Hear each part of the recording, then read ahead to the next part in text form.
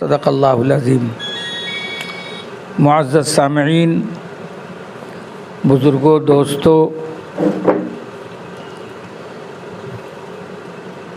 ہم سب کے لیے بہت ہی سعادت کی بات ہے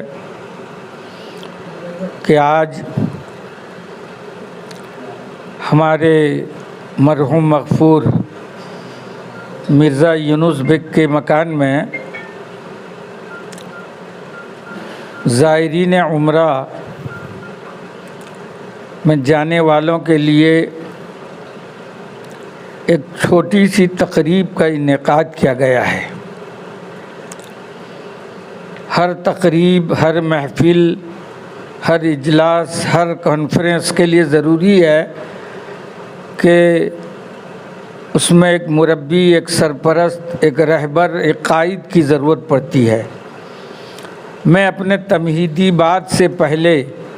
آج کی اس مقدس اور متبرک تقریب کے لیے میرے مربی اور ہم سب کے بڑے فخر بالو بشی، نائب صدر جمعیت علماء اڑیسہ، محتمم مدرسہ فرقانیہ دینیہ کے محتمم حضرت علامہ مولانا محمد غفران احمد قاسمی دامت برکاتہم کا نام نامی، اسم گرامی آج کی اس محفل کی صدارت کے لیے پیش کرتا ہوں۔ میں امید کرتا ہوں کہ تمام احباب اس تحریک صدارت کی تائید فرمائیں گے۔ میں تائید کرتا ہوں۔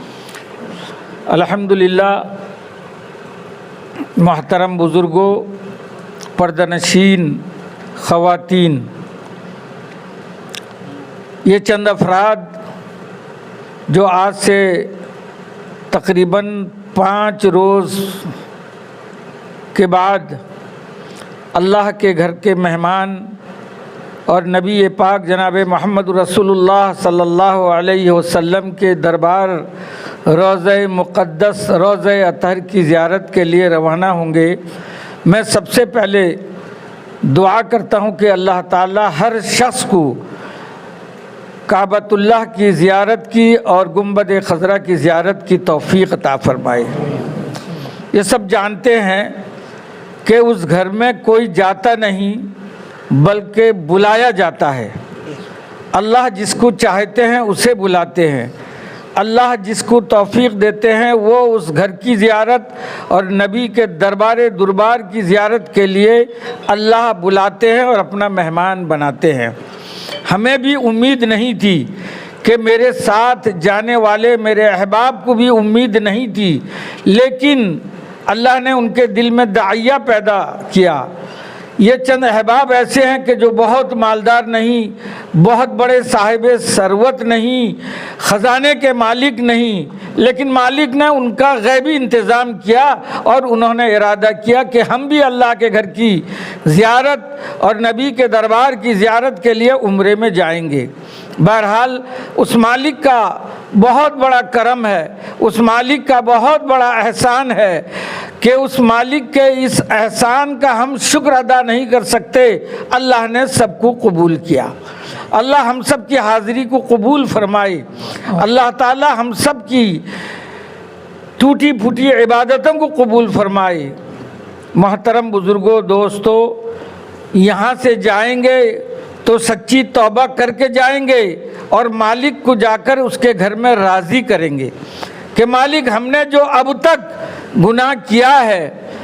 ہم نے اب تک جو جرم کیا ہے، اب تیرے گھر میں آئے ہیں، تیرے بندے ہیں، معاف کرنا تیرا کام ہے۔ اب وہ مالک اپنے گھر میں کسی کو خالی نہیں لوٹاتا۔ انشاءاللہ ہم اپنے گناہ کی معافی مالک کے دربار میں، کعبۃ اللہ میں، جس کے بارے میں آتا ہے کہ وہاں جو دعا کی جاتی ہے، جو مانگا جاتا ہے، جو مطالبہ کیا جاتا ہے، اللہ اسے رد نہیں کرتا۔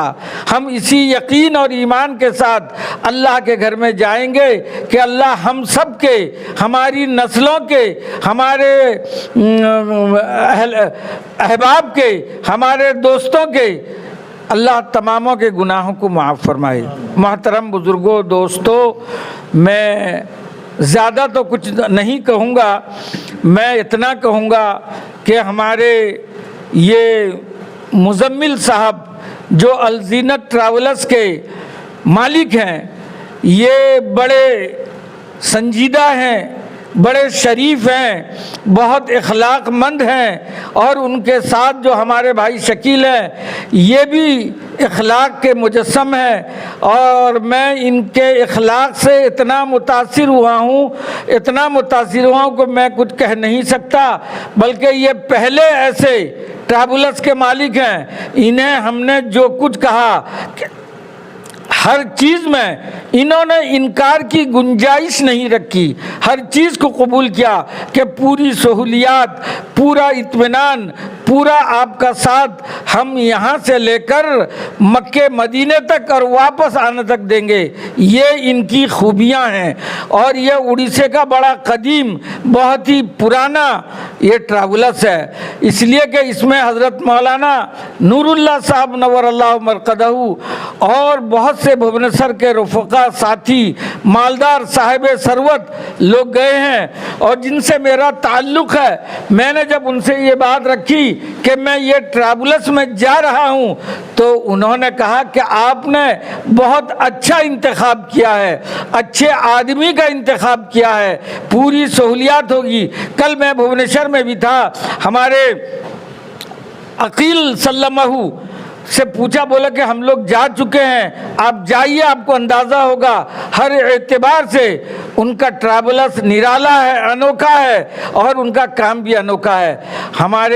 ہم سے پہلے بھی ہمارے برادر عزیز حافظ سلمان صاحب جلالی زیدہ مثلہم ان سے تعلق کیے تھے، ان کا پوسٹر بھی لگائے تھے، لیکن آج کا جو دور ہے یہ چھوٹے موٹے لوگ گھر گھر گھوم کر تشکیل کرتے ہیں۔ ارے وہ مولوی، وہ حافظ، مجھے افسوس لگتا ہے جو گھر گھر تشکیل کرتے ہیں، اس میں تشکیل کی کیا ضرورت ہے؟ کیا وہ جانتے نہیں کہ جسے خدا بلائے گا، جسے خدا لینا چاہے گا وہی جائے گا؟ آپ کو معلوم ہے کہ مغل بادشاہ اس ملک کے اندر 700-400 سال حکومت کی ہے، لیکن کسی کو کعبۃ اللہ میں حاضری کی توفیق نہیں ہوئی۔ پتہ چلا کہ خدا کے گھر کا مہمان وہی ہوتا ہے، نبی کے دربار کی زیارت وہی شخص کرتا ہے جو درویش ہو، جو فقیر ہو، جو جس کی اداؤں کو، جس کی وفاؤں کو مالک پسند کرتا ہو۔ بہرحال میں زیادہ کچھ نہیں کہہ کر ایک بات عرض کر دوں کہ ہمارے اڑیسہ کا سب سے قدیم اور سب سے پرانا اور سب سے مشہور اور معروف یہ ایم ٹی میڈیا ہے۔ ہم اڑیسہ کے جس کونے میں، جس ضلع میں جلسہ کرنے جاتے ہیں، آپ وہاں ایم ٹی میڈیا کو پائیں گے۔ ایم ٹی میڈیا ہمارے مذہبی اعتبار سے ہو، ہمارے کسی بھی ملی اعتبار سے ہو، جماعتی اعتبار سے ہو، یہ گھر گھر، کونے کونے، شہر شہر، قریہ قریہ، گاؤں گاؤں، بلکہ صوبے سے نکل کر ہندوستان نہیں بلکہ پورے ملک میں ایم ٹی میڈیا نے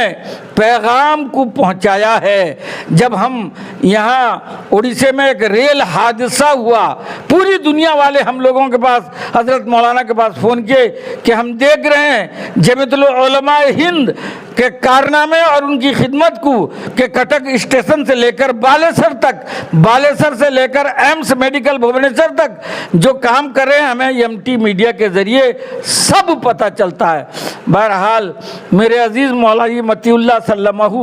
کی طبیعت بھی خراب ہے، اس کے باوجود بھی اسے دین سمجھ کر